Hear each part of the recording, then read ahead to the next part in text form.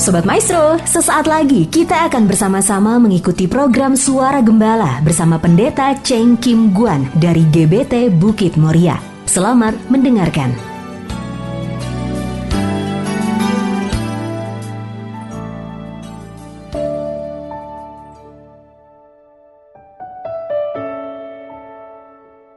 Shalom Ibu Bapak Sobat Maestro terkasih dimanapun berada. Kembali melalui program Suara Gembala, saya Pendeta Cheng Kim Guan mengunjungi Sobat Maestro dimanapun berada dan menyapa untuk kita dapat sama-sama masuk dalam perenungan firman Tuhan yang akan kita awali terlebih dahulu dengan doa. Mari kita masuk di dalam doa. Kembali kami menghadap tahta anugerah-Mu, ya Allah Bapa kami yang bertahta di dalam kerajaan surga. Kami umat tebusan-Mu mensyukuri dan menikmati anugerah-Mu yang besar atas cinta kasih dan pemeliharaan-Mu yang nyata dalam hidup kami. Jika saat ini kami ada sebagaimana kami ada, ini menjadi bukti nyata semua terjadi karena Tuhan Allah yang penuh kasih memelihara menyertai kami semua. Dan saat ini kami mau mempersiapkan hati dan pikiran kami untuk bersekutu dengan firman-Mu. Dari sebab itu hamba mohon turunlah kiranya urapan Roh Kudus mengurapi seluruh Sobat Maestro dimanapun berada, agar kami ketika sama-sama merenungkan kebenaran firman-Mu, kami dapat menikmati persekutuan, pemahaman, terang dan hikmat daripada Roh Kudus yang memberikan pencerahan dan pengertian bagi kami, sehingga kami makin bertumbuh di dalam iman percaya kepada Tuhan. Terima kasih Tuhan, terima kasih Bapa, kami sudah mempersiapkan hati dan kami siap mendengar firman-Mu. Sebab itu berkata-katalah dan berkati kami semua dengan firman-Mu. Dalam nama Tuhan Yesus Kristus sama panjatkan dan peralaskan segala doa ini. Haleluya, amin. Puji syukur Sobat Maestro terkasih dimanapun berada. Pada kesempatan ini kita akan sama-sama merenungkan satu topik yang membahas atau saya berikan judul, yaitu hidup dalam rencana Allah. Hidup dalam rencana Allah, sehingga kita dapat menikmati indahnya hidup dalam rencana Allah. Memang manusia seringkali berencana, berangan-angan, berkeinginan. Tetapi ketahuilah, melalui perenungan bersama firman Tuhan pada pagi hari ini, ada kesempatan kali ini, kita dapat sama-sama memahami indahnya hidup dalam rencana Allah. Ya, kembali kepada satu pribadi yang bernama Yusuf. Ya, Yusuf yang hidup disertai oleh Allah, hidup dalam rencana Allah, hidup dalam pimpinan Roh Kudus, sehingga sekalipun dia ketika datang ke Mesir sebagai budak, tetapi Tuhan terus menyertai, membuat apa yang dikerjakannya menjadi berhasil. Sehingga Yusuf dapat menafsirkan, dapat menerangkan mimpi daripada Raja Mesir, Raja Firaun. Di dalam Kejadian 41 ayat yang ke-55, ketika seluruh negeri Mesir menderita kelaparan dan rakyat berteriak meminta roti kepada Firaun, berkatalah Firaun kepada semua orang Mesir, "Pergilah kepada Yusuf, perbuatlah apa yang akan dikatakannya kepadamu." Di dalam ayat yang Kejadian 41 ayat 55 ini menjelaskan, ketika seluruh negeri Mesir menderita kelaparan, ketika Firaun bermimpi yang arti mimpinya diutarakan dan diterangkan oleh Yusuf, yaitu ada 7 tahun kelimpahan dan 7 tahun kelaparan. Maka setelah berlalunya 7 tahun kelimpahan dan sesuai dengan apa mimpi Firaun yang diterangkan oleh Yusuf, lalu setelah berakhirnya masa kelimpahan, masuklah di dalam masa kelaparan. Ketika seluruh negeri Firaun menderita kelaparan, jadi memasuki masa kelaparan. Ketika bangsa Mesir berseru pada Firaun, lalu Firaun memberikan jawaban. atas seruan orang-orang Mesir itu. Pergilah kepada Yusuf, perbuatlah apa yang akan dikatakannya kepadamu. Yaitu solusi, saran daripada Firaun. Karena Firaun sendiri juga tidak bisa menangani dan mengelola bahaya kelaparan, ancaman kelaparan yang mulai melanda dan dirasakan di tanah Mesir. Di dalam Kejadian 41 ayat yang ke-56, kelaparan itu merajalela di seluruh bumi. Maka Yusuf membuka segala lumbung dan menjual gandum kepada orang Mesir, sebab makin hebat kelaparan itu di tanah Mesir. Itu yang terjadi, ibu bapak saudara terkasih, di mana Yusuf setelah menafsirkan arti mimpi yang dialami oleh Firaun, Firaun kagum. Sebab di seluruh kerajaan Mesir, ahli-ahli nujum, orang-orang pandai yang dimiliki oleh kerajaan tidak bisa menafsirkan arti daripada mimpi Firaun. Hanya satu pribadi, Yusuf, bisa menafsirkan mimpi daripada Firaun. Dan itu benar-benar terjadi. Dan dari sebab itu Firaun menetapkan dan mengangkat Yusuf menjadi penguasa di Mesir. Jadi Raja Firaun hanya punya kedudukan di atas Yusuf. Tetapi Yusuf diberi kekuasaan atas tanah di Mesir.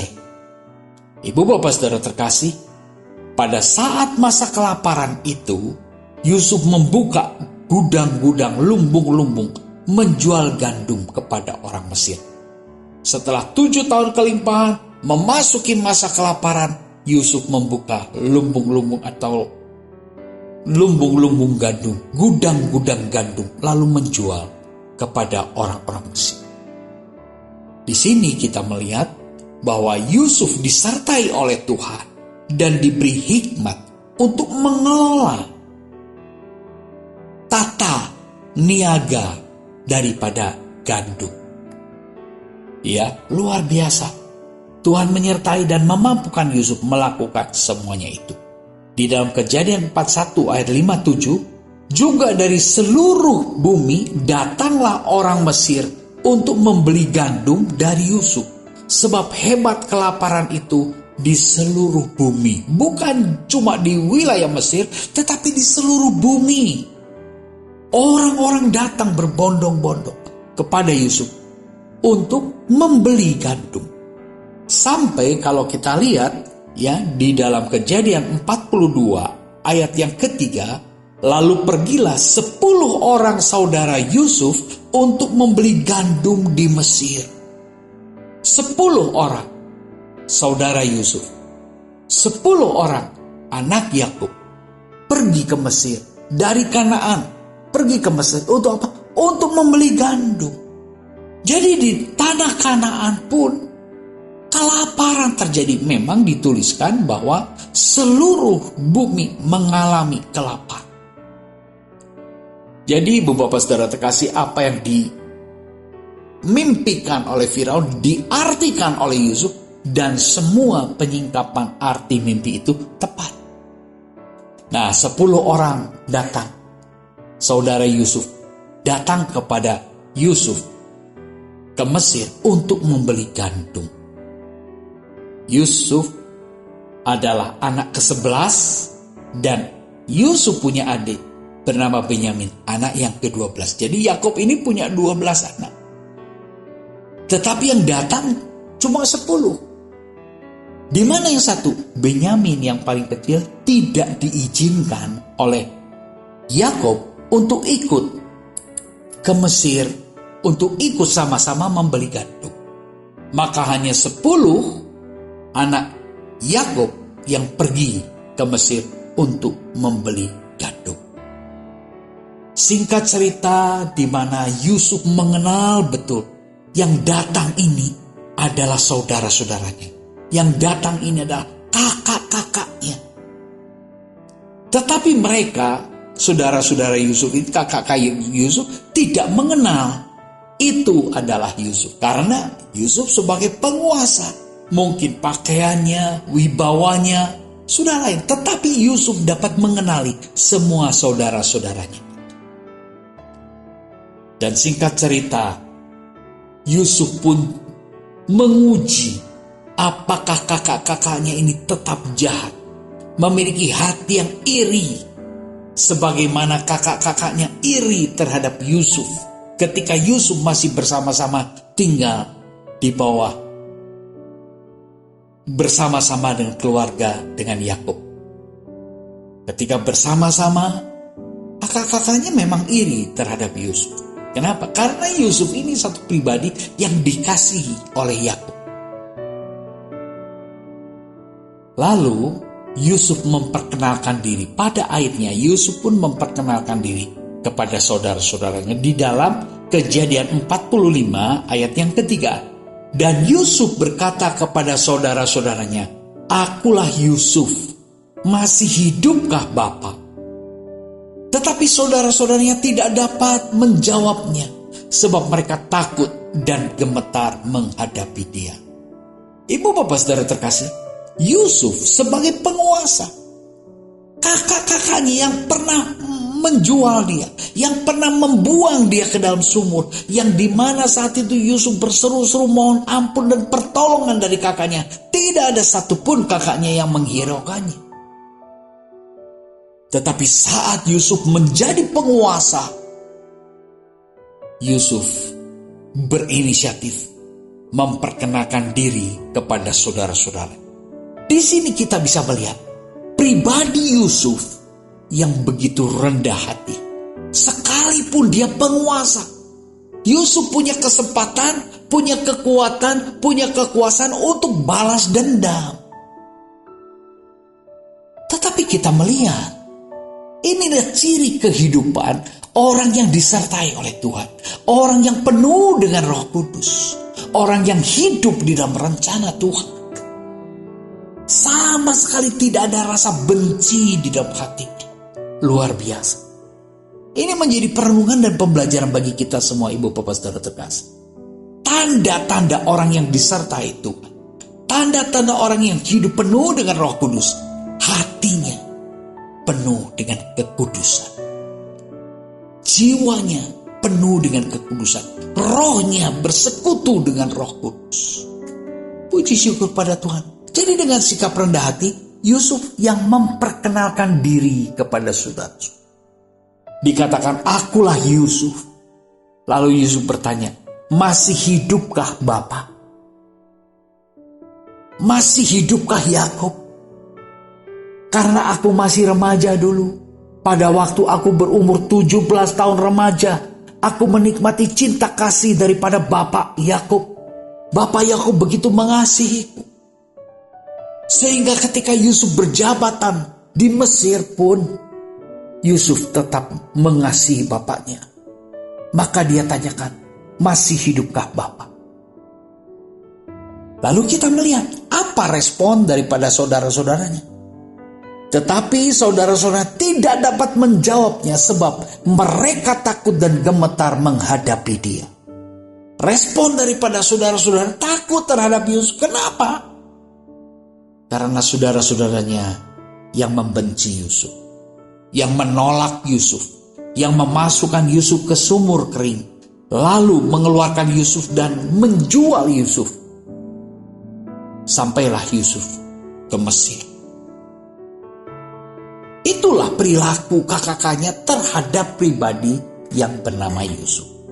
Sehingga ketika Yusuf memperkenalkan dirinya dengan sikap lemah lembut, dengan sikap rendah hati, kakak-kakaknya malah ketakutan.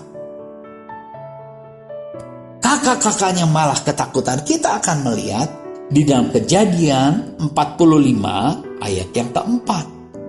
Lalu kata Yusuf kepada saudara-saudaranya itu, "Marilah dekat-dekat."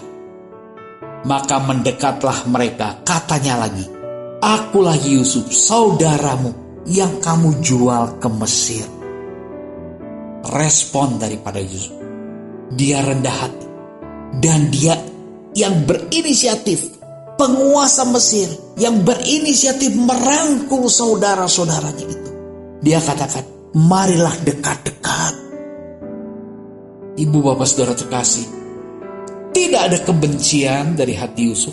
Yang ada adalah cinta kasih, kerendahan hati, dan cinta kasih. Akulah Yusuf, saudaramu yang kamu jual ke Mesir. Ini kita melihat sikap pribadi orang yang disertai oleh Tuhan. Orang yang hidup penuh dengan Roh Kudus. Sehingga hati pikirannya dikuasai oleh Roh Kudus dan disucikan oleh Roh Kudus. Sehingga Yusuf tidak ada kebencian dan dendam terhadap saudara-saudara. Tetapi yang ada adalah apa? Pengampunan. Marilah dekat-dekat. Akulah Yusuf, saudaramu yang kamu jual ke Mesir. Ini menjadi pembelajaran bagi kita semua, ibu bapak saudara terkasih. Mari kita perlu mohon belas kasih Tuhan. Kita perlu memiliki hati yang diperbaharui oleh kuasa Roh Kudus. Sehingga di dalam hati kita tidak ada kebencian. Tetapi yang ada adalah kerelaan untuk melepas pengampunan. Adanya pengampunan. Mari kita belajar sebagaimana Yusuf lakukan. Tidak ada kebencian, tetapi dia mau merangkul saudara-saudaranya, melepas pengampun. Seringkali akar pahit, iri, dosa iri, dosa dengki, dosa benci, dosa dendam, itu menguasai kehidupan kita. Sehingga untuk mengampuni pun kita tidak mau. Ya. Berkorban untuk mengampuni rasanya berat sekali. Tapi coba kalau kita lihat Yusuf. Posisinya dia penguasa. Dia punya kekuasaan, punya kesempatan untuk membalas dendam. Tetapi sekalipun dia mampu lakukan itu, cinta kasihnya melimpah bagi saudara-saudara. Sehingga dia ingin merangkul. Kita kembali ke dalam Kejadian 45 ayat yang kelima. Tetapi sekarang, janganlah bersusah hati dan janganlah menyesali diri. Karena kamu menjual aku ke sini. Sebab untuk memelihara kehidupanlah Allah menyuruh aku mendahului kamu. Wow, ini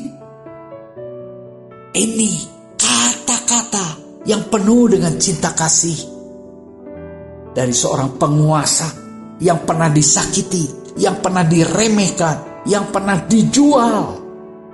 Tetapi dia katakan, janganlah bersusah hati dan janganlah menyesali diri. Oh, ini satu ungkapan pernyataan ketulus ikhlasan Yusuf dalam hal mengampuni segala dosa dan kesalahan daripada kakak-kakak. Karena kamu menjual aku ke sini, sebab untuk memelihara kehidupanlah Allah menyuruh aku mendahului kamu. Di sini Yusuf betul-betul memahami hidupku, hidup pribadiku ini sepenuhnya dalam tuntunan Tuhan. Dalam rencana Tuhan. Sampai dia nyatakan juga kepada saudara-saudara. Sebab untuk memelihara kehidupanlah Allah menyuruh aku mendahului kamu. Oh, ini menunjukkan bahwa Yesus memahami betul bahwa ada rencana Allah di dalamnya. Di dalam Kejadian 45 ayat yang ke-6. Karena telah 2 tahun ada kelaparan dalam negeri ini. Dan selama 5 tahun lagi orang tidak akan membajak atau menuai. Maka Allah telah menyuruh aku mendahului kamu untuk menjamin kelanjutan keturunanmu di bumi ini. Dan untuk memelihara hidupmu sehingga sebagian besar daripadamu tertolong. Ini pernyataan Yusuf. Sudah 2 tahun kelaparan. Tetapi masih ada 5 tahun masa kelaparan di mana orang tidak dapat membajak dan menuai. Yusuf begitu yakin. Karena apa? Dia mendapat hikmat melalui peringatan-peringatan mimpi dari Firaun. 7 tahun kelimpahan sudah digenapi. Sekarang memasuki masa-masa penggenapan yang berikutnya, yaitu 7 tahun kelaparan. Sudah berjalan 2 tahun, maka Yusuf katakan dan peringatkan kepada saudara-saudaranya, masih ada 5 tahun lagi kelaparan. Yusuf nasihatkan itu. Ibu bapak saudara terkasih, kalau kita lihat, ya, Yusuf itu si pemimpi. Dia pernah bermimpi. Mengapa saudara-saudaranya begitu iri, begitu menolak terhadap Yusuf? Karena Yusuf itu orang pemimpi. Kalau kita lihat sebentar, di dalam Kejadian 37 ayat 6, mulai dari ayat 6 ya. Kejadian 37 mulai dari ayat 6. Karena katanya kepada mereka, coba dengarkan mimpi yang kumimpikan ini. Tampak kita sedang di ladang mengikat berkas-berkas gandum. Lalu bangkitlah berkasku dan tegak berdiri. Kemudian datanglah berkas-berkas kamu sekalian mengelilingi dan sujud menyembah kepada berkasku itu. Lalu saudara-saudaranya berkata kepadanya, apakah engkau ingin menjadi raja atas kami? Apakah engkau ingin berkuasa atas kami? Jadi makin bencilah mereka kepadanya karena mimpinya dan karena perkataannya itu. Ibu bapak saudara terkasih, ini satu realita di mana Yusuf pernah bermimpi tentang sekali waktu di mana berkas-berkas gandum daripada kakak-kakaknya akan tunduk menyembah kepada berkas gandum daripada Yusuf. Dan kakak-kakaknya makin benci akan apa arti mimpi daripada Yusuf. Tetapi saat itu, apa yang dimimpikan oleh Yusuf menjadi satu kenyataan. Menjadi satu kenyataan. Ibu bapak saudara terkasih, Allah yang penuh kasih seringkali dapat berkata-kata kepada pribadi-pribadi yang dikasihinya. Sebagaimana Allah berkata-kata kepada Yusuf melalui mimpi.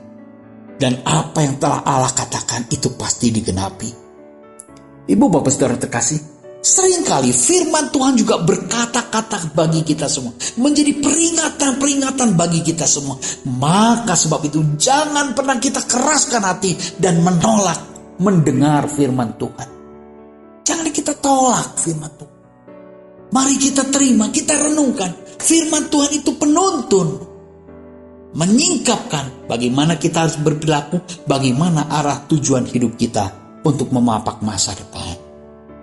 Kita kembali ke dalam Kejadian 45 ayat yang ke-8. Jadi bukanlah kamu yang menyuruh aku ke sini, tetapi Allah, dialah yang telah menempatkan aku sebagai bapa bagi Firaun dan tuan atas seluruh istananya dan sebagai kuasa atas seluruh tanah Mesir. Segeralah kamu kembali kepada Bapa dan katakanlah kepadanya, beginilah kata Yusuf anakmu, Allah telah menempatkan aku sebagai tuan atas seluruh Mesir. Datanglah mendapatkan aku dan janganlah tunggu-tunggu. Ini pesan daripada Yusuf ketika dia ingin mengundang Yakub, bapak yang dikasihnya, untuk bersama-sama tinggal di Mesir. Dan nanti kita akan lanjut minggu depan.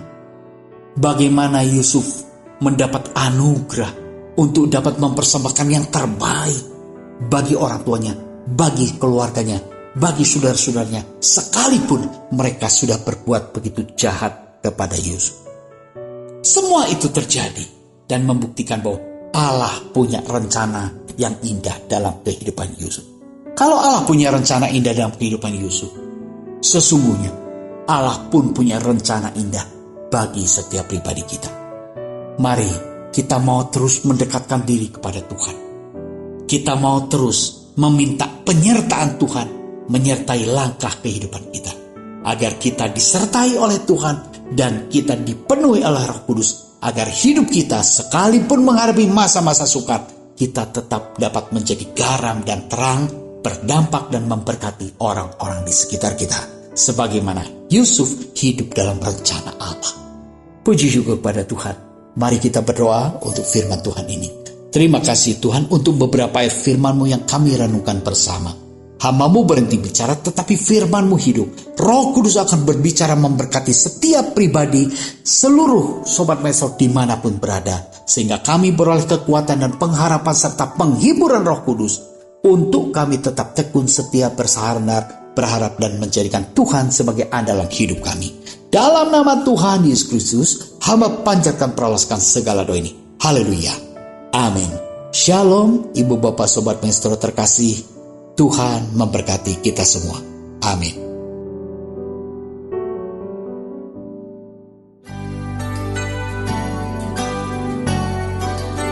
Sobat Maestro, Anda baru saja mendengarkan program Suara Gembala bersama Pendeta Cheng Kim Guan dari GBT Bukit Moria.